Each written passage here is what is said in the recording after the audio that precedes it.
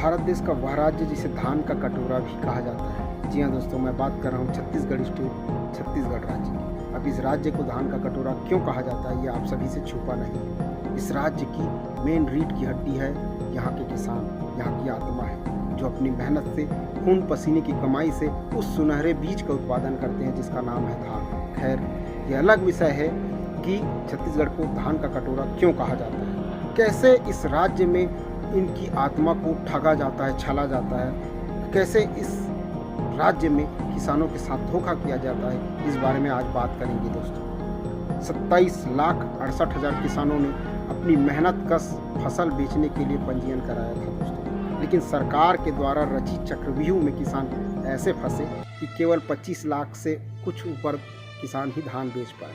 पहले ही फसल जो मौसम की मार झेल रहे हैं, नुकसान ऐसा हुआ किसानों को कर्ज भी ढंग से नहीं दे पा रहे हैं दोस्तों। ऐसा चक्रव्यूह सरकार के द्वारा रची गई, कर्मचारियों के द्वारा रची गई, जिसमें फंसते चले गए किसान। धान खरीदी से ऐन मौका पहले ही कर्मचारी हड़ताल पर चले गए, जिससे अफरा तफरी मच गई।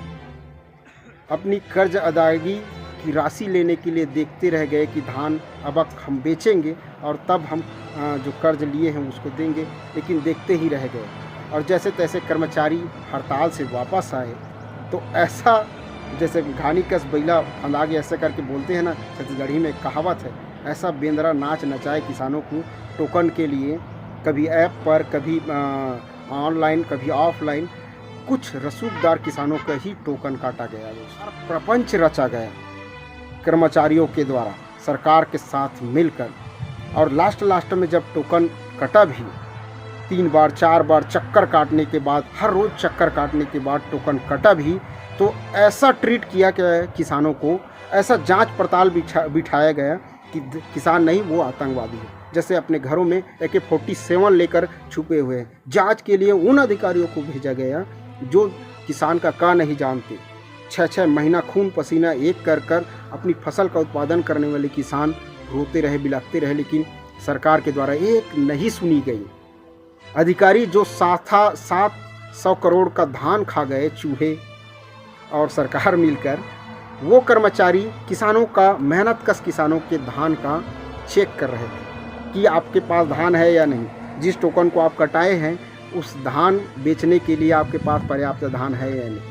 क्या बाहर से धान लाकर बेचेंगे? क्या आतंकवादी है जो बंदूक का बिजनेस कर रहे हैं किसान? ऐसा मतलब 1-2 जगह मैं गया हूँ दोस्तों, वहाँ पर देखा हूँ कि रात भर पुलिस बैठे। अब किसान है भाई, हमारे राज्य के किसान हैं, वैसे देश के किसानों के साथ कैसा दुर्व्यवहार किया जाता है ये आप सभी से छुपा नहीं है, लेकिन राज्य के किसान हैं जो सभी अपने पेट को खाली रखकर सभी का पेट भरते हैं, उसके साथ ऐसा ट्रीट किया जाता है, पुलिस बल बुलाया जाता है जैसे वो कोई आतंकवादी हो। आप लोग भले ही करोड़ों का धान बेचकर खा जाए, सड़ गया, गल गया, चूहे खा गए करके करोड़ों रुपये, अरबों खरबों रुपये का धान आप खा जाते हैं हर साल, प्रत्येक साल। कभी कभी खुलती है दोस्तों ये जो फाइलें हैं, ज़्यादा हो जाती है ना, जब डकार नहीं आती इन लोगों से तब खुल जाती है। वैसे हर साल खाया जाता है इन लोगों के द्वारा। कभी सुक्ति के नाम पर 40 किलो धान खरीदा जाता है किसानों से, कहीं पर रिजेक्शन के नाम पर उनसे पैसा ऐंठा जाता है, कभी टोकन के नाम पर पैसा ऐंठा जाता है। इस प्रकार से ऐसा लताड़ लगाया जाता है किसानों को, जैसे वो एक होता है ना कि क्या करे, किस दुविधा में जी रहे हैं किसान हमारे देश में, हमारे राज्य में दोस्तों। हर समय ठगी का शिकार होते हैं। अब क्या ही बोले दोस्तों, खुद भ्रष्टाचार करेंगे लेकिन थोपेंगे किसानों के ऊपर। अपनी जो घुस्साएं हैं, अपनी जो प्रताड़नाएं हैं, वो किसानों के ऊपर उतारा जाता है। एक बीज का 100 करने में कितना मेहनत लगता है ना, वो किसानों से पूछिए। आप अधिकारी बन गए हैं, कर्मचारी बन गए हैं, इसका मतलब ये नहीं कि किसानों की मेहनत के साथ आप खिलवाड़ करेंगे। खैर, आप इस बारे में क्या कहते हैं दोस्तों? 1,49,000 मीट्रिक टन पिछले वर्ष धान लिया गया था, खरीदी किया गया।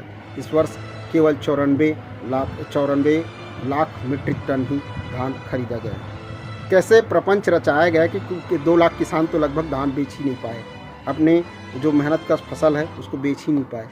इन लोगों का कहना था कि आप लोग बाहर से धान खरीद कर लाकर बेच रहे हैं। खुद करोड़ों रुपये खा गए धान बेचकर, सड़ गए करके, लेकिन जो टोकन कटा है, जो पंजीयन हुआ है, उस फसल को भी बेचने नहीं दिया गया किसानों को। ऐसा प्रपंच रचाया गया कर्मचारियों के साथ मिलकर। इन कर्मचारी अधिकारियों को कहना चाहूँगा, जो तनख्वाह इनको मिलती है ना, वो इन किसानों के, इन आम मजदूर, इन लोगों की, जनता की टैक्स के पैसे से मिलती है। सरकार अपनी जेब से पैसे आप लोगों को नहीं देती है। इसलिए आपसे रिक्वेस्ट है, आपसे विनती है कि आम लोग, किसान लोगों के साथ ऐसा ट्रीट मत कीजिए कि वो आतंकवादी है। वो इस राज्य के आत्मा हैं, मेन रीढ़ की हड्डी है। आपसे आग्रह है, आप इस बारे में क्या कहते हैं दोस्तों, हमें कमेंट करके ज़रूर बताइएगा। क्या आप भी इस वर्ष उस किसानों में शामिल है जो अपनी फसल नहीं बेच पाए? खैर, जो अंतर की राशि वो होली से पहले कुछ डालने वाली है, ऐसे सरकार की घोषणा है। खैर, बहुत सारे किसान बेच नहीं पाए धान। इस बारे में आप क्या कहते हैं, कमेंट करके हमें ज़रूर बताइए। जय हिंद।